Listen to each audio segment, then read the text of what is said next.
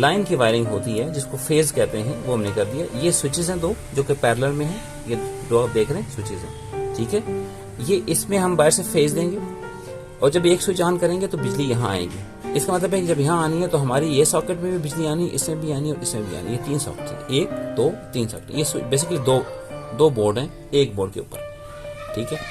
Same इसी तरह से हमने इधर किया। अभी हमने न्यूट्रल की वायरिंग नहीं की, ये हमने फेज की वायरिंग की है। दोबारा बताता हूँ, ये स्विच है, स्विच से अब बिजली आनी है। जब स्विच हम ऑन करेंगे तो इस वाली सॉकेट पे भी बिजली आनी है, इस वाली पे भी आनी है, इसमें भी आनी है। इसी तरह से सेम इस वाले पोर्शन पे भी है। जब ये स्विच ऑन करेंगे तो इस पे भी फेज आ गई, इस पे फेज आ गई, इस पे फेज आ गई। अब हमने करनी है न्यूट्रल।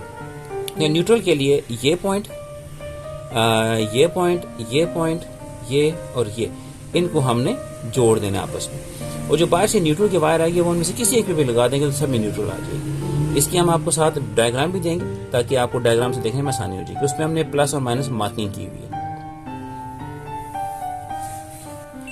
जैसे कि मैंने पहले बताया कि हमने पहले इसमें फेज की वायरिंग की है, ठीक है। अब हमने न्यूट्रल की वायरिंग की है। न्यूट्रल का होना ये न्यूट्रल पॉइंट है, ये न्यूट्रल पॉइंट है, ये दोनों न्यूट्रल पॉइंट है, ये न्यूट्रल पॉइंट है और ये इसका न्यूट्रल पॉइंट है। ये कहीं से भी फेज साथ नहीं जुड़ा। तो जो बाहर से दो तारें आएंगी, जैसे हमारे पास ये बाहर से तार आ रही है, इसके में 2 तारें होती हैं, तो हम एक फेज पे लगा देंगे और एक यहाँ पे किसी भी न्यूट्रल पे लगा देंगे, ठीक है। फिर हम आपको लगा के भी चेक कराते हैं।